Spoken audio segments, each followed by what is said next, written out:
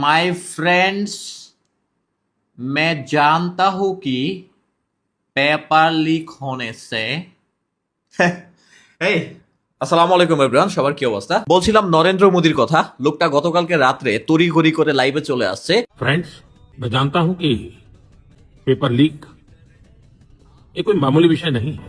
যে লোকটার মুখ দিয়ে বোম মারলেও একটা কথা বের হইতে চায় না, সেই লোকটা বাধ্য হয়ে লাইভে চলে আসছেন। এমন একটা পজিশনের অ্যাঙ্গেল থেকে ক্যামেরা করতেছিল, কিছু বলার নাই। তো যাই হোক, এখন মূলত ভারতের আপডেট কি আপনারা জানেন যে জুলাইয়ের মতো বাংলাদেশে যে অবস্থা হয়েছিল, ভারতে ঠিক সেম অবস্থা চলতেছে।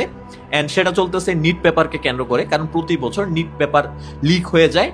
অ্যান্ড এই আপনার আন্দোলনটার ডাক দেয় মূলত আপনার ককরোচ জনতা পার্টি। অ্যান্ড বিশেষ করে ভারতের এখন প্রত্যেকটা অঙ্গরাজ্যে আপনার আন্দোলন চলতেছে। শুরুর দিকে আন্দোলনে যদিও পুলিশ ধাপায় রাখছিল, বাট এখন জেনজিদের অবস্থা এমন হয়ে গেছে যে যেই ব্যারিকেড দিয়ে পুলিশ তাদেরকে আটকানোর চেষ্টা করে, ওই ব্যারিকেড নিয়ে তারা পালায় যায়। তারপরে বিহারের অবস্থা যদি আপনাদেরকে বলি, পুলিশ ওয়াটার গান নিয়ে আসছে সেই জায়গায় নিক্ষেপ করার জন্য, পোলাপাইন পানি পানি গান লাগায় সেই জায়গায় নাচানাচি শুরু করে দিছে।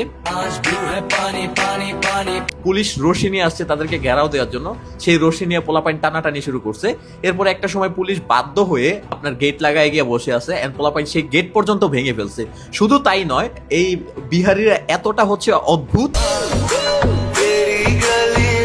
যে তারা পর্যন্ত গিয়ে জিজ্ঞেস করতেছে পুলিশের কাছে যে টিয়ার শেলের ব্যবস্থা আছে কিনা। টিয়ার গ্যাস की व्यवस्था नहीं है, कुछ व्यवस्था आप लोग नहीं करेंगे, वाटर कैनन का ठंडा।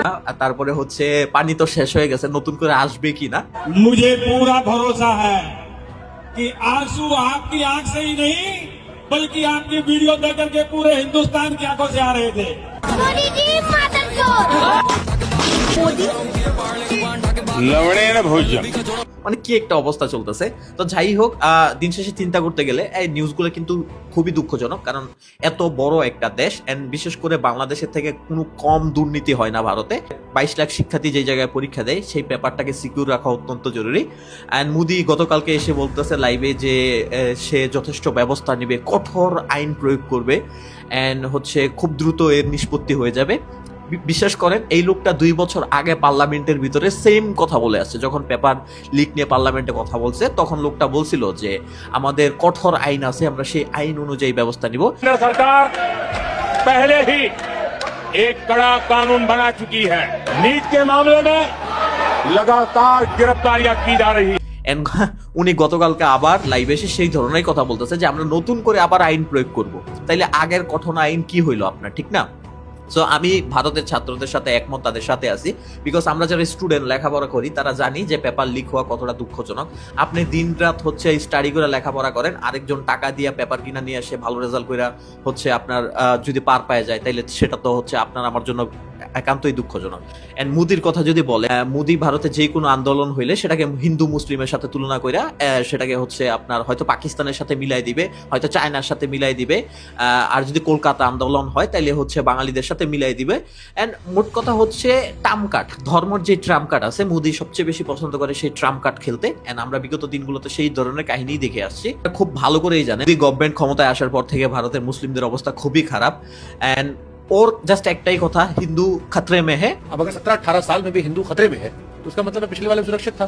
तो या तो ये वोट बैंक के लिए है या इसी के नाम पर दुकान चल रही है। মানে হিন্দুরা খুবই আশঙ্কাজনক অবস্থার মধ্যে আছে। বাট বিশ্বাস করেন, হিন্দুদের সরকার ক্ষমতা থাকার পরেও যদি হিন্দুরা খাতরে মে থাকে, তাইলে যদি মুসলিম সরকার যত বছর ক্ষমতায় ছিল ভারতে, তখন তো আপনার ভারতে হিন্দু খাতরে মে ছিল না। মানে এর কথা ট্রাম্প কার্ড দিয়ে জাস্ট, যেহেতু ভারতে ম্যাক্সিমাম সংখ্যক হিন্দু আছে, তাদেরকে একটা সাইড করে রাখা, এন্ড মুসলিমদের যতটা সম্ভব দাবায় টাবায় রাখা, সে ক্ষমতায় ধরে রাখা, এটা তার প্ল্যান। দেখেন, ইন্ডিয়াতে গরু জবাই নিষিদ্ধ হওয়ার পরও বিশ্বের মধ্যে বিফ এক্সপোর্টের দিক থেকে ভারতের অবস্থান তৃতীয়। মানে বিশ্বের সর্ববৃহৎ বিফ এক্সপোর্ট হয় ভারত থেকে। তার মানে ভারতের সবচেয়ে বেশি গরু জবাই হয় হিসাব করতে গেলে। কিন্তু সে মুসলিমদের গরু মাংস খাইতে দিবে না, কুরবানি দিবে না, কিন্তু এক্সপোর্টের দিক থেকে সে আবার আগায় আছে। তো ভারতে এরকম অনেক ঘটনা আছে, বাট রাজনীতি বিষয় নিয়ে আমি কখনো